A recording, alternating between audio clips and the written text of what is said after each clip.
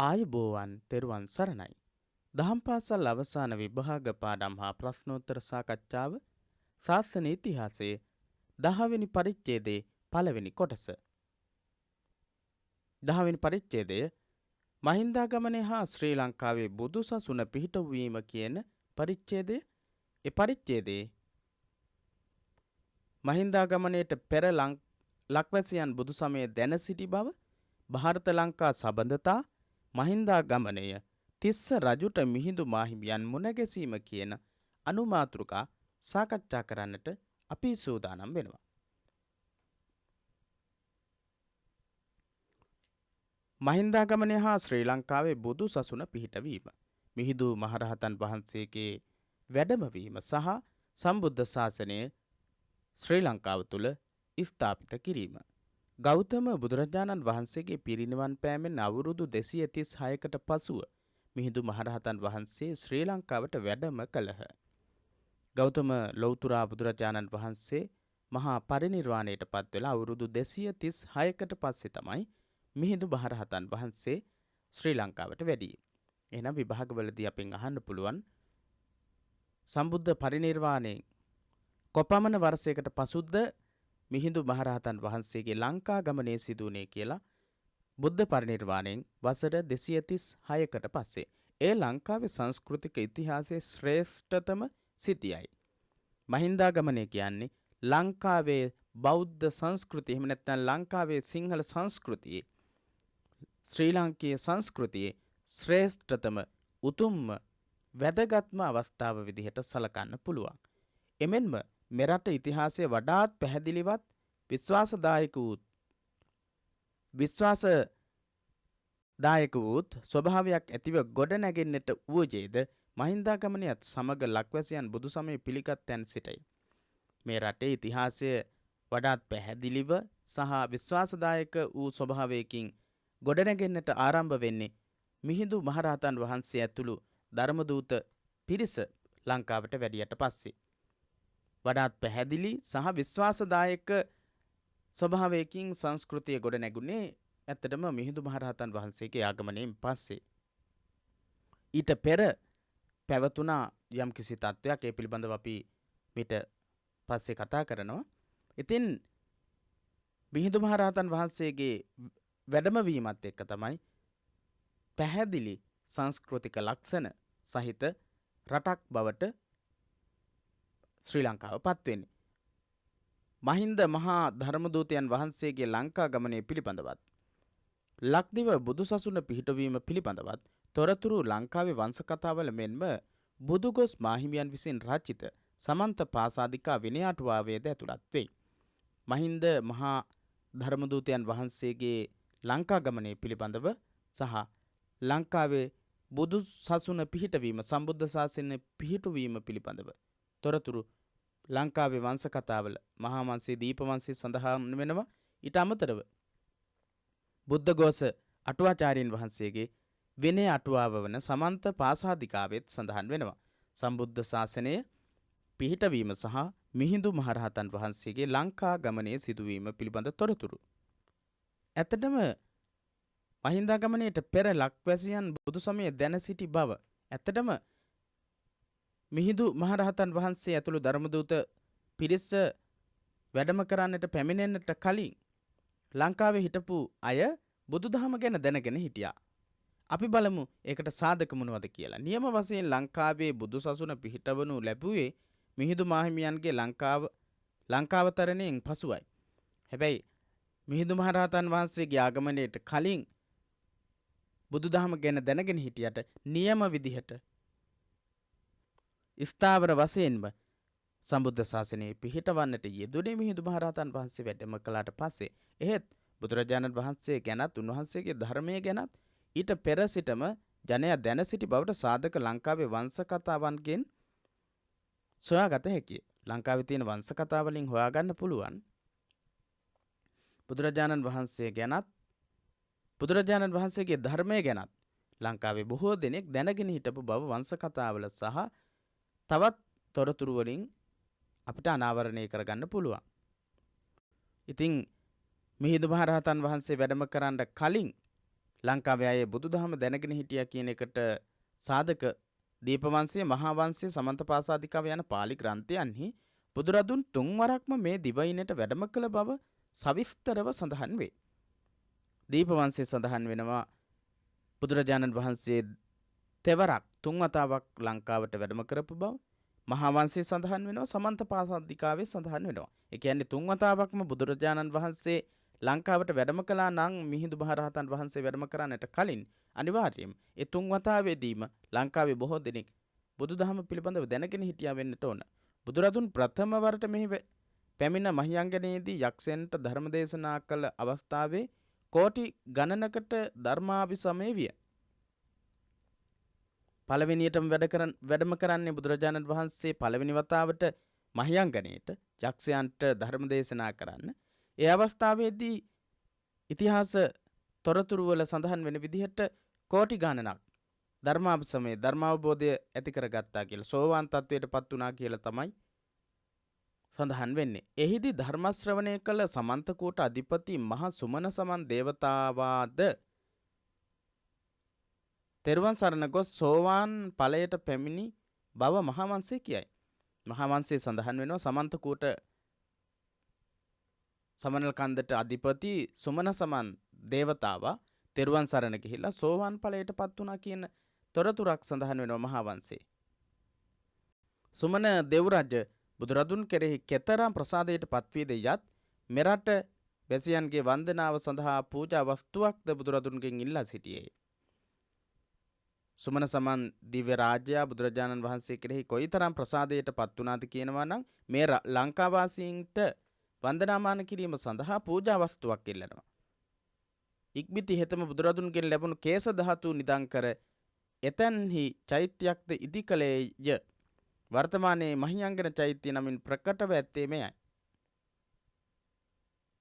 බුදුරජාණන් වහන්සේගෙන් පූජා වස්තුවක් ඉල්ලනවා. බුදුරජාණන් වහන්සේ හිස පිරිමැදලා කේස ධාතු කලාපයක් ලබා දුන්නු බව ඉතිහාස තොරතුරු වල සඳහන් වෙනවා. ඒ කේස ධාතු තැන්පත් කරලා තමයි මහියංගනෙන් චෛත්‍ය නිර්මාණය කළේ කියලා ඉතිහාසයේ සඳහන් වෙනවා. බුදුරදුන් දෙවනවර නාගදීපයට පැමිණි අවස්ථාවේ 80 කෙලක් නාගයෝත් තිසරණෙහි පිහිටා පන්සිල් සමාදන් වූහ. 80 කෙලක්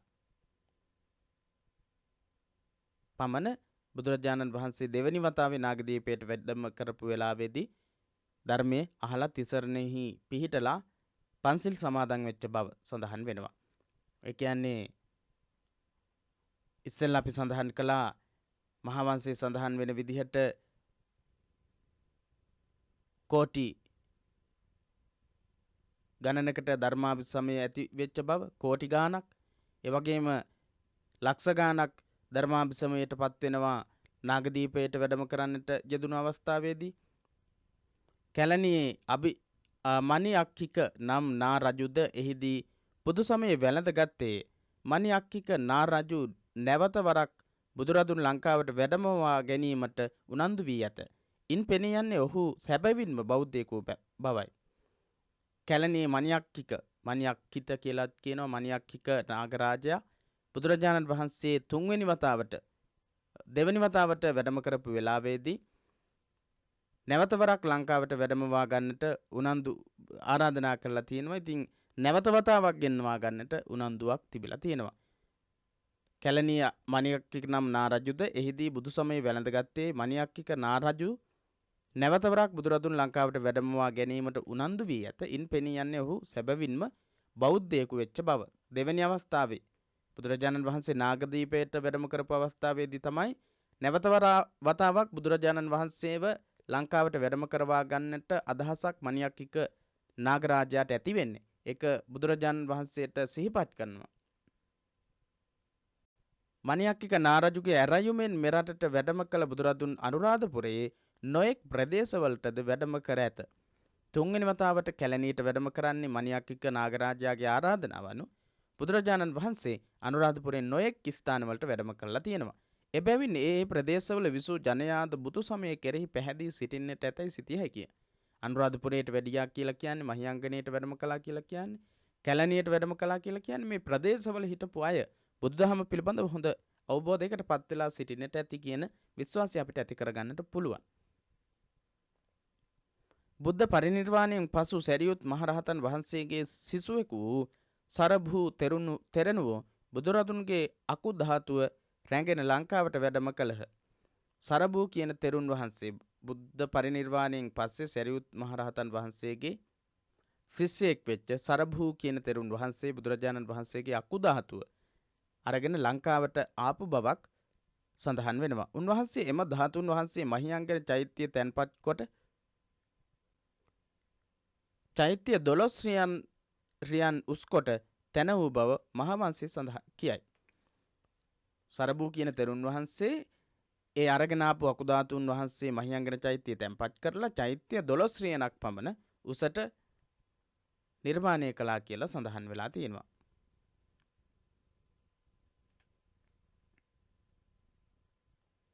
මෙයින් පැහැදිලි වන්නේ බුදුරදුන් කැලණියට සැපත් වූ ළඟදීම භික්ෂුන් වහන්සේලා මෙරටට වැඩමවා ඇති බවයි.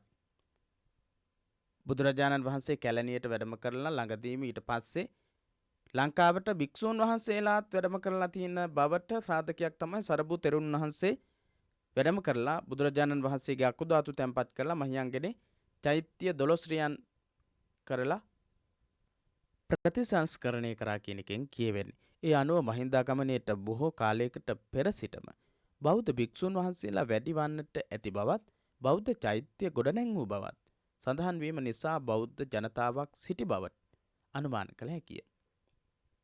මහින්දාගමනයට බොහෝ කාලයකට ඉස්සෙල්ලා බෞද්ධ භික්ෂුන් වහන්සේලා වැඩි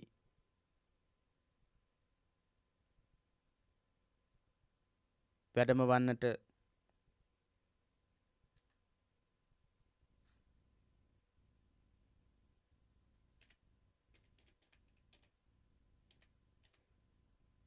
වන්නට ඇති බවත් වැඩම කරලා තියෙන බවත්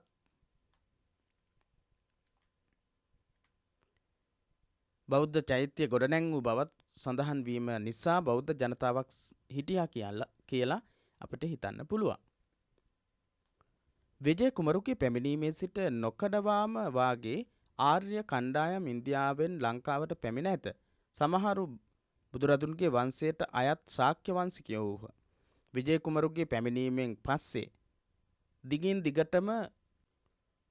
දිගටම එක කණ්ඩායම් ලංකාවට ඇවිල්ලා තියෙනවා.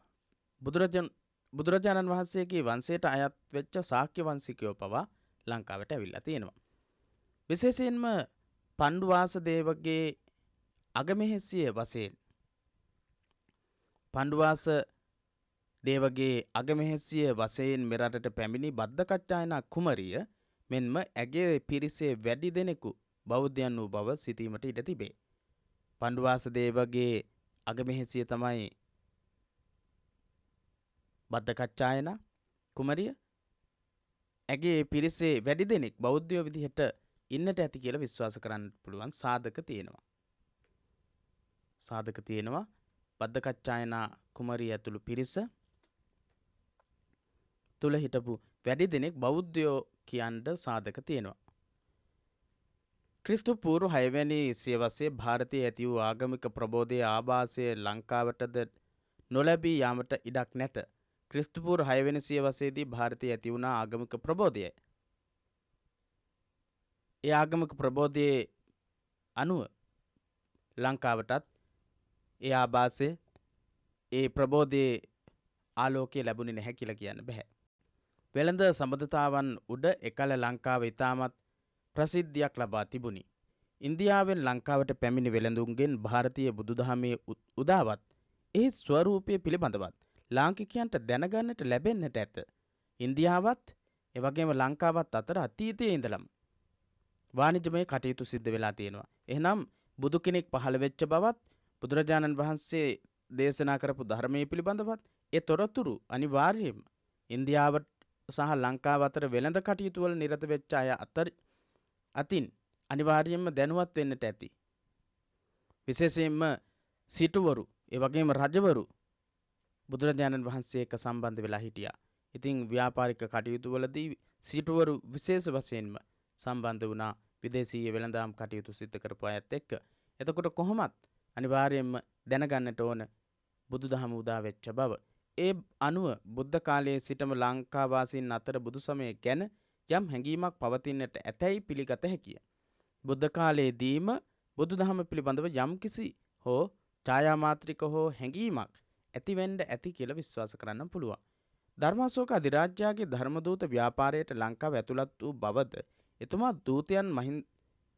එතුමා දූතයන් මහින්දාගමනයට පෙර මේ දිවයින්ට පැමිණි බව එතුමාගේ දූතයන් මහින්දාගමනයට පෙර මේ දිවයින්ට පැමිණි බව එතුමාගේ ධර්ම විජය ව්‍යාපාරය පිළිබඳ සටහන් වලින් පැහැදිලි වේ. එතුමා එවපු දූතයෝ මහින්දාගමනයට කලින්ම මේ ලංකාවට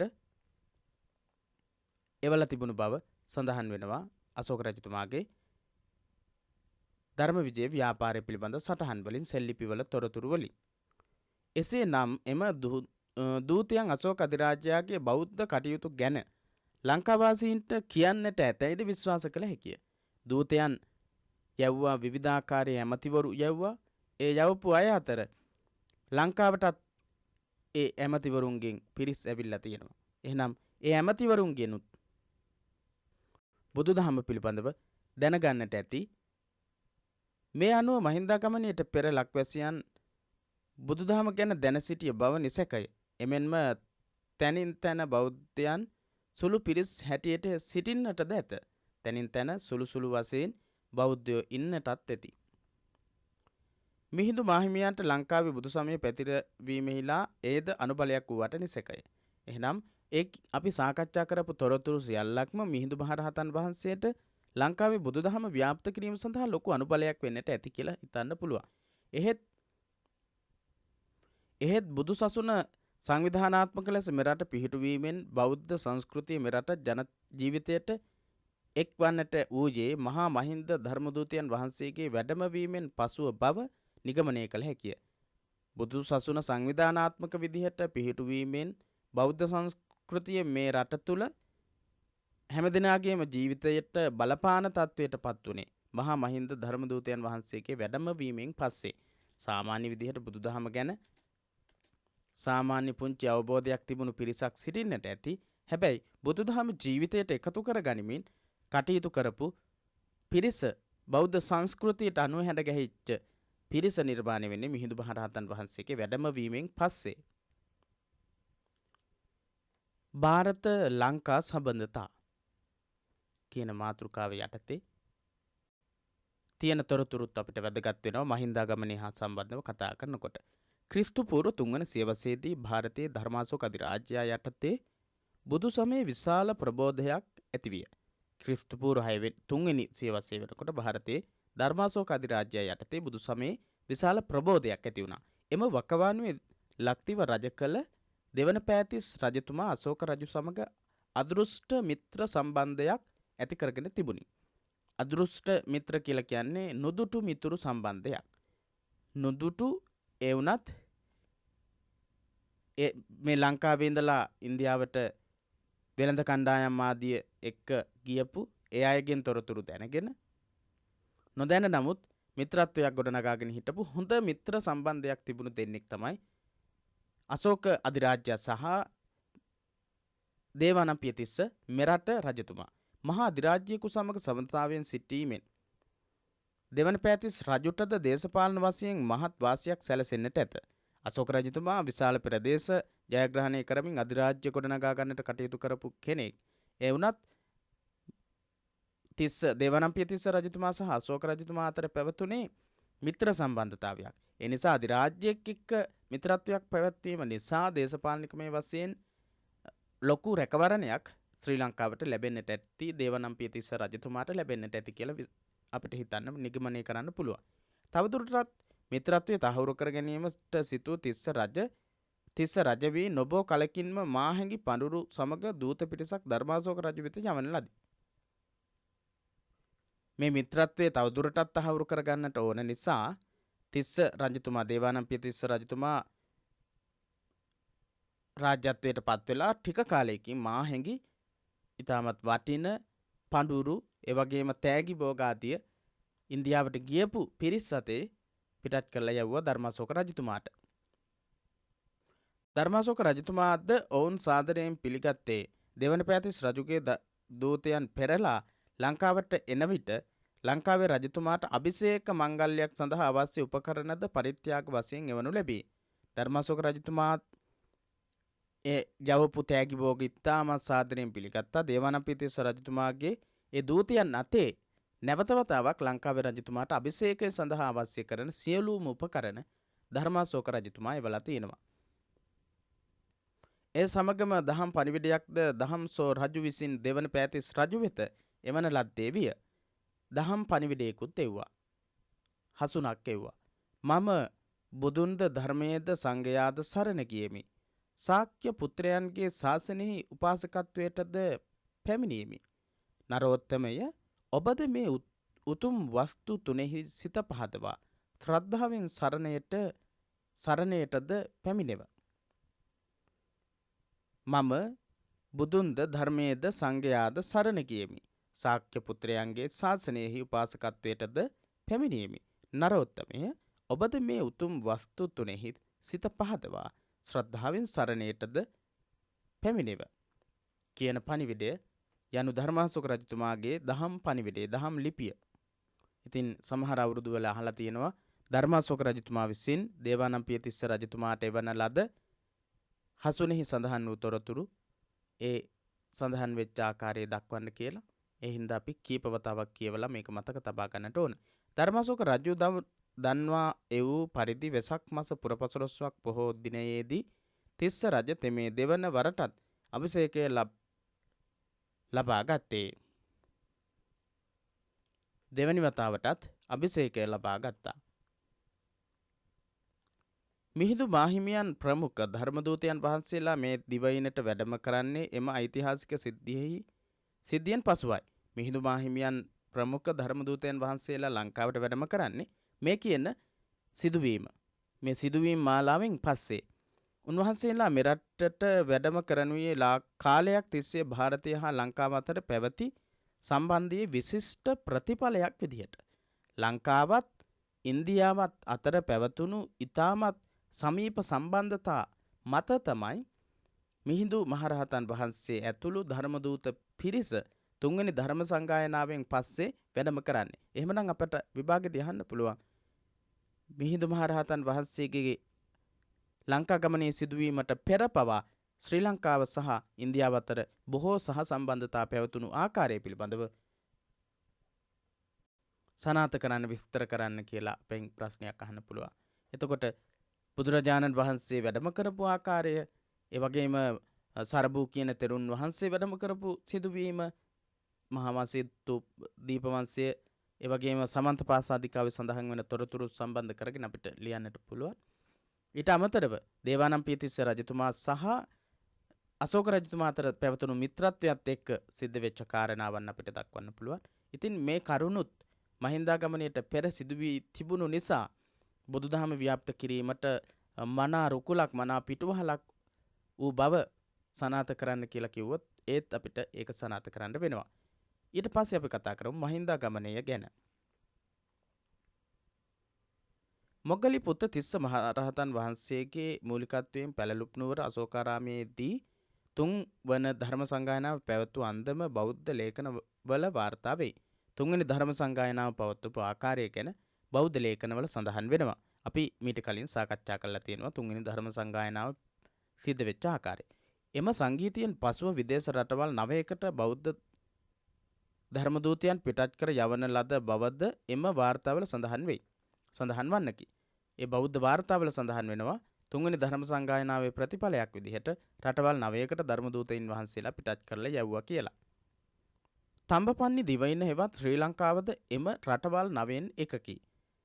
ඒ අනුව දිවට පැමිණ බුදුසසුන පිහිටුවන ලෙස මිහිඳු මාහිමියන් වහන්සේගේ උපාධ්‍යයන් වහන්සේ වන මොග්ගලී පුත්ත තිස්ස තෙරණුවෝ සහ මහා සංඝයා වහන්සේද මෙහිදී මිහිඳු මාහිමියන්ට කියා සිටියහ. ලංකාවට වැඩම කරන්න කියලා මිහිඳු මාහිමියන් වහන්සේගේ උපාධ්‍යයන් වහන්සේ මොග්ගලී පුත්ත තිස්ස තෙරුන් වහන්සේ මොග්ගලී පුත්ත තිස්ස තෙරුන් වහන්සේ ඉතින් මොග්ගලී පුත්ත තිස්ස තෙරුන් වහන්සේ ඇතුළු මහා සංඝරත්නය මිහිඳු හිමියන් ඇතුළු පිරිසට මේ ලංකාවට වැඩම කරන්නට කියලා ආරාධනා කරලා තියෙනවා, සිහිපත් කරලා තියෙනවා. ඒ වන විට ලක්දිව රජව සිටියේ මහලු මුටසීව රජතුමා බැවින් මහලු මුටසීව කියන රජතුමා. මහලුයි තරමක වයසයි මහලුයි. ඒ නිසා බැවින් ලංකාවට වැඩමවා මේ ශ්‍රේෂ්ඨ කාර්ය ආරම්භ කිරීමට සුදුසු කාලය නොවේ යයි මිහිඳු මාහිමියෝ තීරණය කළහ. මුටසීව රජතුමා මහලු වයසේ හිටපු නිසා මේ කාර්යයට සුදුසු කාලේ නෙවෙයි කියලා මිහිඳු මහරහතන් වහන්සේ කල්පනා කළා. සිහි කල්පනාව ඒ වගේම යමක් සොයා බලා කරන්නට පුළුවන් කායික ශක්තියක්, සිතීමේ ශක්තියක්, ඒ කිසිම දෙයක් නැති රජ කෙනෙක් මුටසීව කියන රජතුමා ඉන්න කාලේ ධර්ම ව්‍යාප්තිය සඳහා වැඩම කළොත් ඒක සාර්ථක ප්‍රතිඵල ලබා ගන්නට අවස්ථාවක් නොවේ කියලා හිතපු නිසා අනතුරුව ලංකාව රජකමට පත්වන මුටසීව රජුගේ පුත් දෙවන පෑතිස් රජුගේ රාජ්‍ය අභිෂේකය බලාපොරොත්තුවෙන් උන්වහන්සේ මේ ගමන මදක් පමා කළා. ඊට පස්සේ තරුණ රජ කෙනෙක් මුටසීව රජතුමාගේ පුතා දේවානම්පියතිස්ස රජතුමා රාජ්‍යයට පත් වෙනවා. ඒ අවස්ථාව වෙනකන් පමා කළා. ඒ කාලය තුල උන්වහන්සේ තමාගේ සෙසු ධර්මදූත පිරිස වන ඉට්ටිය උත්තිය සම්බල බද්දසාල යන තෙරවරුන්ද සුමන සාමණේරයන්ද බණ්ඩුක උපාසකයන්ද ඉට්ටිය උත්තිය සම්බල බද්දසාල යන තෙරවරුන් මහරහතන් වහන්සේලා සහ සුමන සාමණේරයන් වහන්සේත් බණ්ඩුක උපාසකතුමා කියන හත් දෙනා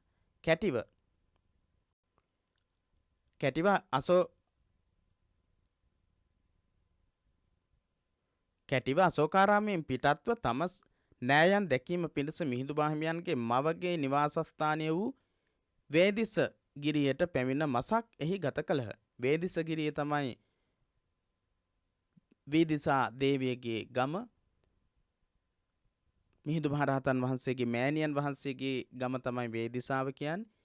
වේදිසා ගිරියට වෙලා හිටියා. මේ අතර කාලයේ මුටසීව රජුගේ කාලක්‍රියාවත් දෙවන පෑතිස් රජ කුමරුගේ අභිෂේකයත් සිදුවිය. වේදිසා ගිරියේ මසක් ගත කළ මිහිඳු මාහිමියෝ ලක්දිවට යාමට දැන් කාලයේ සුදුසුදැයි මුලින් සඳහන් කළ සෙසු ධර්මදූතයන් වහන්සේලා සමග සාකච්ඡා කළා. ඉට්ටි උත්තිය සම්බල බද්දසාල සුමන සාමණේර කියන මේ පිරිසත් එක්ක සාකච්ඡා කළා. මාසයක් වගේ කාලයක් වේදිසා ගිරියට ගිහිල්ලා වැඩ හිටියා. ඒ පිරිස ගිහිල්ලා හිටියා. පස්සේ ආරංචි වෙන මුටසීව රජතුමාගේ කාලක්‍රියාව සිද්ධ වෙනවා කියලා, මේ පරලෝක ගියා කියලා, පෑතිස් රජතුමා අභිෂේකයට පත් වුණා කියලා ආරංචිය ලැබෙනවා. ඒ අනුව වේදිසා ගිරියේ මාසයක් ගත කරපු උන්වහන්සේලා සාකච්ඡා කරනවා මේ දැන් හොඳයිද ශ්‍රී ලංකාවට ධර්මදූත සේවාව සඳහා වැඩම කරන්නට යන්නට කියලා සාකච්ඡා කරනවා. එවිට සක්‍ර දේවේන්ද්‍ර තෙමේද මිහිඳු මාහිමියන් වෙත පැමිණ ලක්දිවට යාමට දැන් සුදුසු කාලයයි දන්වා එහි බුදුසසුන පිහිටවීමේදී තමාද උන්වහන්සේලාට සහාය වන බැව් කියා සිටියේ. සක්‍ර දේවේන්ද්‍රයාත් එතෙන්ට එනවා. ඇවිල්ලා මිහිඳු මාහිමියන් ළඟට ඇවිල්ලා ලක්දිවට යාමට දැන් කාලයේ සුදුසුයි. එහි බුදුසසුන පිහිටවීම සඳහා උපකාර කිරීමට මමත් ඔබ වහන්සේලා සමග පැමිණෙනවා කියලා සඳහන් කරනවා. ඒ වගේ ජනප්‍රවාදයක්, ඒ වගේ තොරතුරක් සඳහන් වෙනවා. අනතුරු මිහිඳු මහ තෙරණුවෝ තම ධර්මදූත පිරිසත් සමග වේදිසා ගිරියෙන් අහසට පැන නැගී අනුරාධපුරයේ නැගෙනහිර දෙසට පිහිටි මිස්සක පව්වට චේතිය පබ්බත කියන ස්ථානයට වැඩමවා එහි වූ ගල් තලාවක නතර වූහ. වේදිසා ගිරියේ ඉඳලා එර්දියෙන් තමයි වැඩම කරන්නේ. එර්දියෙන් අහසට නැගිලා වැඩම කරලා මිස්සක පව්වට, එහෙම නැත්නම් චේතිය පබ්බත කියලාත් කියනවා. එතන ඇවිල්ලා ගල් තලාවේ නතර වුණා. ඉතින් මේ විදිහට තමයි මහින්දාගමනය සිද්ධ වෙන්නේ. මිහිඳු මහරහතන් වහන්සේගේ ආගමනය සිද්ධ වෙන්නේ චේතිය පබ්බත එහෙම නැත්නම් මිස්සක පව්ව කියන ස්ථානයට. ඊළඟට තිස්ස රජුට මිහිඳු මාහිමියෝ හිමියන් මුණ ගැසීම. තිස්ස දේවානම්පියතිස්ස රජතුමාට මිහිඳු මහරහතන් වහන්සේ ඇතුළු පිරිස මුණ ගැහෙන අවස්ථාව. ඉතිහාසය ඉතාමත් අලංකාරවත් විදිහට ලස්සනට මේක වර්ණනා වෙනවා. ලාංකික බෞද්ධ වාර්තා අනුව මිහිඳු මාහිමියන්ගේ ලංකා ගමනේ සිදු වූයේ බුද්ධ වර්ෂයෙන් 236 වැනි වර්ෂයේ පොසොන් මස පුර 15ක දිනකදීය. ජෙට්ටා මාසයේ පොසොන් මාසය ලක්දිව සැනකෙළි සමයක් විය. ජෙට්ටා මාසය කියන්නේ පොසොන් මාසයට. ඉතින් අතීතයේ ඉඳලම ජෙට්ටා මාසය එහෙම නැත්නම් පොසොන් මාසය ලංකාවේ සැනකෙළි කාලයක්. බුද්ධ වර්ෂයෙන් 236 වෙනි වර්ෂයේ තමයි මිහිඳු මහරහතන් වහන්සේ ඇතුළු ධර්මදූත පිරිස වැඩම කරන්නේ. ඒ වැඩම කරන කාලය වෙනකොට ලංකාව සැනකෙළි සමයක් ජෙට්ටා මාස කියන සැනකෙළි සමය තුල තමයි මිහිඳු මහරහතන් වහන්සේ ඇතුළු ධර්මදූත පිරිස වැඩම කරන්නේ. පොහෝ දිනය නැකත් ක්‍රීඩාවේ අතිශය උත්කර්ෂවත් දිනයයි. පොහෝ දිනය නැකත් ක්‍රීඩාවේ අතිශය උත්කර්ෂවත් දිනයක්. මෙදින දෙවන පෑතිස් රජතුමාද 40,000ක් සෙනග පිරිවරාගෙන මිස්සක පර්වතය අසල මුව දඩයමෙහි සැරිසරමින් සිටියේ. 40,000ක් පරිවාර සේනාවත් එක්ක මිස්සක පව්ව අසල දඩයමේ යෙදිලා හිටියා. විහාර චාරිකාවේ යෙදිලා හිටියා. මුවකු ලුහු බැඳ ගිය රජතුමා පිරිසගෙන් ඈත්ව වනයේ අතරමං විය. මුවෙක් පස්සේ එලවගෙන ගියා. රජතුමා කොහොම හරි වනයේ තනි වුණ අතරමං වුණා. ගිමන් හැරීම පිණිස පර්වතයේ පාමුල නතර වූ රජතුමා බලාපොරොත්තු රහිත හඬකින් මවිතයට පත් වුණා. මිස්සක පර්වතයේ පාමුල තමයි මුවා පිටිපස්සේ දුවගෙන ගියේ. ඉතින් ඒ නොහිතපු අවස්ථාවක අමුතු ශබ්දයකින් රජතුමා මවිතයට පත් වුණා. තිස්සයනි මෙහි එන්න යනුවෙන් රජතුමාට ඇමතීමක් ඇසුණි. තිස්සයනි මෙහි එන්න. තිස්ස මෙහි එන්න කියලා කතා කරනවා ඇහුණා. ඒ අවට බැලූ රජතුමාට කාසාය වස්ත්‍රයෙන් සැරසීගත් මිහිඳු මාහිමියන් දකින්නට ලැබුණි. කහවතින් සැරසුණු සිවුරක් පෙරවාගෙන හිටපු මිහිඳු හාමුදුරුවන්ව දකින්න ලැබුණා. කසාවත් හැඳ සිටි මේ උත්තමයා මිනිස්සෙක්ද නැතහොත් දෙවියෙක්ද රජතුමාට සැකයක්ද ඇතිවිය. කහම කහපාට වස්ත්‍රයක් තමයි ඇඳගෙන හිටියේ. ඉතින් මේ මිනිස්සෙක්ද නැත්නම් දෙවියෙක්ද කියලා රජතුමාට හිතා ගන්න බෑ. රජතුමාට සැකයක් ඇති වෙනවා.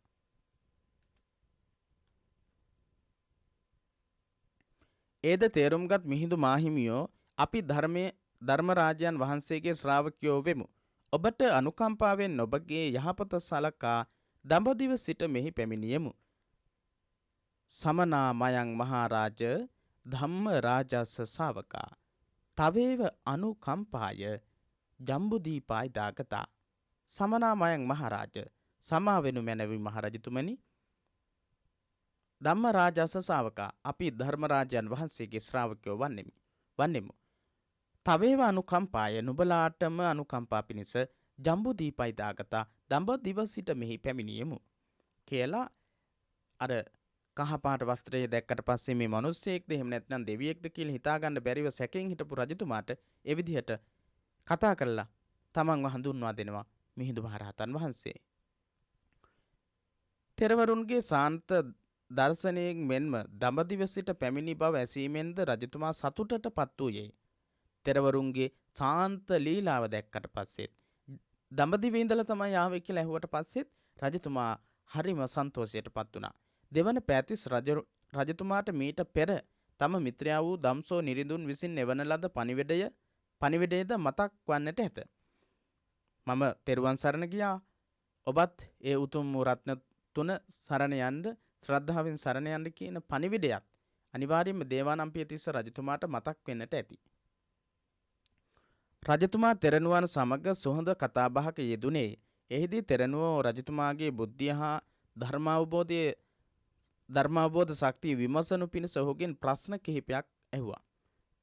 තෙරණුවෝ රජතුමාගේ බුද්ධිය සහ ධර්මාවබෝධ ශක්තිය විමසලා බලන්න තමයි ප්‍රශ්න කිහිපයක් අහන්නේ. එම ප්‍රශ්නවලට රජතුමාගෙන් ලැබුණු පිළිතුරු අනුව එතුමා බුදු දහම වටහා ගැනීමට තරම් මුහුකුරා ගිය නුවණක් හා තැන්පත් මනසක් ඇත්තෙකු බව මිහිඳු මාහිමියන්ට වැටහුණා. අඹ ප්‍රශ්නය සහ ඥාති ප්‍රශ්නය තමයි ඇහුවේ. ඒ ප්‍රශ්නය අහලා පිළිතුරු දුන්නු ආකාරයෙන්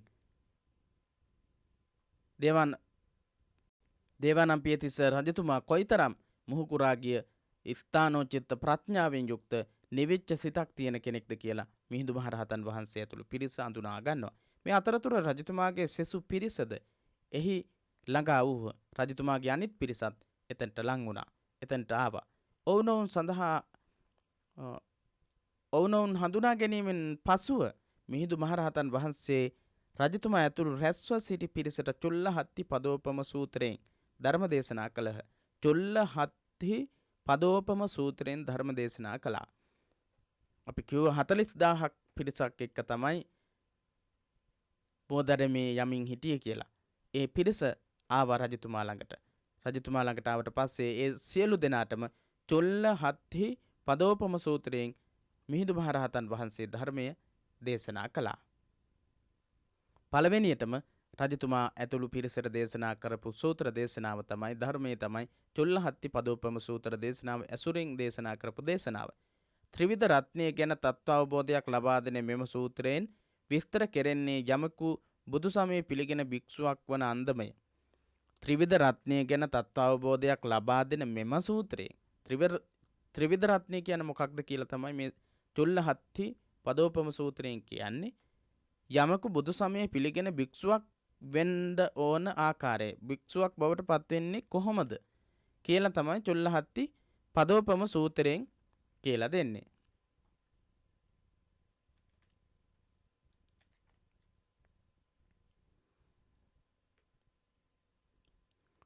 ප්‍රථමයෙන් තෙරුවන් කෙරෙහි ප්‍රසාදයට පත්වන තැනැත්තෙකු ක්‍රමයෙන් කාය වචී සංවරයෙහි පිහිටා චාරිත්‍ර වාරිත්‍ර සීලයන්හි හික්මී සැනසීම ලබන අන්දම මෙම සූත්‍රයෙන් පැහැදිලි වෙයි. ඊට අමතරව පළවෙනියටම තෙරුවන් කෙරෙහි ප්‍රසාදයට පත් වෙලා ඒ ප්‍රසාදයට පත්වෙන පුද්ගලයා කය වචනය කියන දෙකේ සංවර භාවය ඇති කරගෙන චාරිත්‍ර වාරිත්‍ර සීලයන් වලින් හික්මිලා සැනසීම ලබා ගන්න ආකාරය උගන්වනවා චුල්ලහත්ති පදෝපම සූත්‍රයෙන්. භික්ෂු ජීවිතයේ විවිධ අවස්ථාද බුද්ධ ධර්මයේ අග්‍රඵලය වූ අරහත්වයේද විස්තර වෙයි. චුල්ලහත්ති පදෝපම සූත්‍රයේ තවත් විශේෂ ඉගැන්වීමක් තියෙනවා. භික්ෂු ජීවිතයේ විවිධ අවස්ථා සහ බුද්ධ ධර්මයේ අග්‍රඵලය වූ අරහත්වයේ පිළිබඳවත් අන්තර්ගත වෙනවා. චතුරාර්ය සත්‍ය වනේ බුදුදහමේ ප්‍රධාන ඉගැන්වීම් සියල්ලම පාහේ මෙම සූත්‍රයේ ඇතුළත් වෙනවා.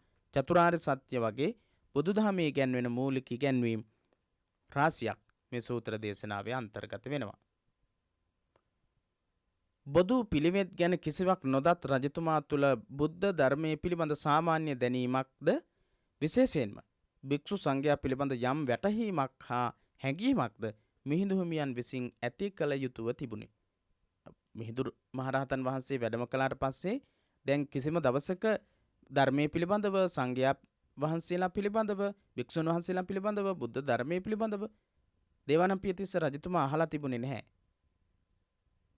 ඒ නිසා පළවෙනියටම බුදුහාමුදුරුවෝ ගැනත් ධර්මය ගැනත් සංඝයා ගැනත් සංඝරත්නය ගැනත් භික්ෂුන් වහන්සේලා ගැනත් අවබෝධ කරවිය යුතුයි. මිහිඳු මහරහතන් වහන්සේ ධර්ම දූත සේවාව සිදු කරන්නට තමයි යාවේ. ඉස්සෙල්ලාම කවුද මේ බුද්ධ ධම්ම සංඝ කියන තුනුරුවන් කවුද කියන එක, ඒ වගේම ඒ තුනුරුවන් විසින් උගන්වනු ලබන දේ මොනවද කියන එක පිළිබඳව ඉගැන්විය යුතු වෙනවා. ඒ නිසා ලංකාවේ බුද්ධ ශාසනය පිහිටුවීම සඳහා රජතුමාට එවැනි හැඟීමක් හා දැනීමක් ඇති කරවීම අත්‍යවශ්‍ය වුණා. එහෙම හැඟීමක්, තුනුරුවන් ගැන හැඟීමක්, අවබෝධයක් තියෙන්නට ඕන. ඒ හැඟීම සහ දැනීම ඇති කරවන්නට මිහිඳු මහරහතන් වහන්සේ ඒ විදිහේ දේශනාවක් තෝරගන්නවා. ලංකාවේ බුද්ධ ශාසනය පිහිටුවීම සඳහා රජතුමාට එවැනි හැඟීමක් හා දැනීමක් ඇති කරවීම අත්‍යවශ්‍ය වුණා.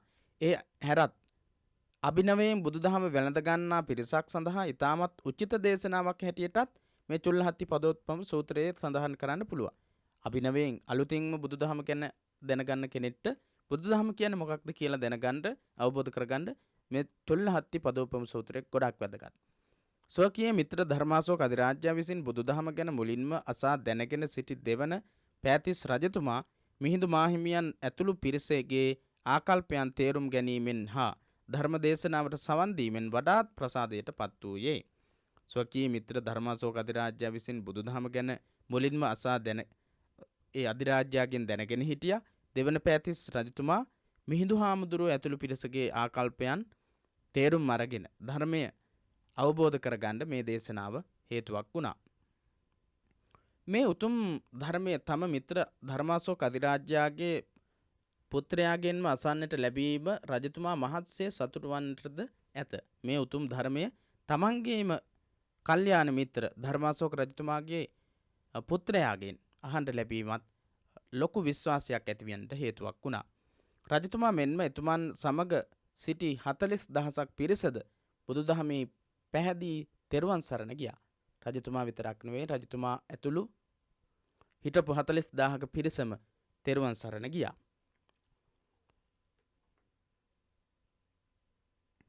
රජු ඇතුළු මේසා විශාල පිරිසක් මුල් දිනයේම බුදුදහම වැළඳ ගැනීම ලක්දිව ශීඝ්‍රයෙන් බුදුදහම පැතිර යාමේ පෙර නිමිත්තක් බවට පත් වුණා. පළවෙනිම දවසේ මේ තරම් විශාල පිරිසක් රජතුමත් ඇතුළුව ධර්මාභිසමයට පත්වීම එහෙම නැත්නම් බුදුදහම කෙරෙහි අවධානය යොමු කිරීම අවබෝධ කර ගැනීම බුදුදහම ව්‍යාප්ත කිරීම සඳහා ලොකු පිටුබලයක් වුණා. මේ කරුණ ඇතුළත් වන වංශ කතා විස්තර ගැන අධිකාරම් මහතා මෙසේ කියයි. මේ මහින්දාගමනයේ පිළිබඳව තොරතුරු සඳහන් වෙන ආකාරය පිළිබඳව වංශ කතා විස්තර ගැන අධිකාරම් මහත්මයා මෙන්න මෙහෙම කියනවා. මේ වෙනස් වීම ප්‍රාතිහාර්යයක්සේ පෙනෙන්නට පුළුවන්. එහෙත් 40,000ක් එම සංඛ්‍යාවම නොව හුදෙක් විශාල සංඛ්‍යාවක් යයිද ඉකුත් පරිච්ඡේදයේදී දක්වන ලද පරිදි බුදු සමය ගැන මෙරට වාසීන් කලින් දැන සිටිය හයිද සැලකූ කල්හි අදිසියෙන් මෙන් වූ මේ පරිවර්තනයේ එහි සිටි බොහෝ දෙනෙකුන් ඒතාක් පෞද්ගලිකව ඇදහූ ආගම ප්‍රසිද්ධියේ පිළිගැනීම පමණක් යයි ගත හැකි වන්නේය. මේ වෙනස්වීම් ප්‍රාතිහාර්යයක්සේ පෙනෙන්නට පුළුවන්. ඒ වුණත් 40,000ක් එම සංඛ්‍යාවම නොව හුදෙක් විශාල සංඛ්‍යාවක් වෙන්නත් පුළුවන්. ඉකුත් පරිච්ඡේදයේදී මුලින් අපි සඳහන් කතා කරපු තොරතුරු වලට අනුව බුදු සමය ගැන මෙරට වාසීන් කලින් දැනගෙන හිටියා කියලා සැලකූ කල්හි අදිසියෙන් මෙන් වූ මේ පරිවර්තනයේ එහි සිටි බොහෝ දෙනෙකුන් ඒතාක් පෞද්ගලිකව අදහපු ආගම ප්‍රසිද්ධියේ පිළිගැනීමක් සිද්ධ වුණා කියලා අපිට කතා කරන්න පුළුවන්. පැරණි ලක්දිව බෞද්ධ ඉතිහාසයේ 125 වෙනි පිටුව.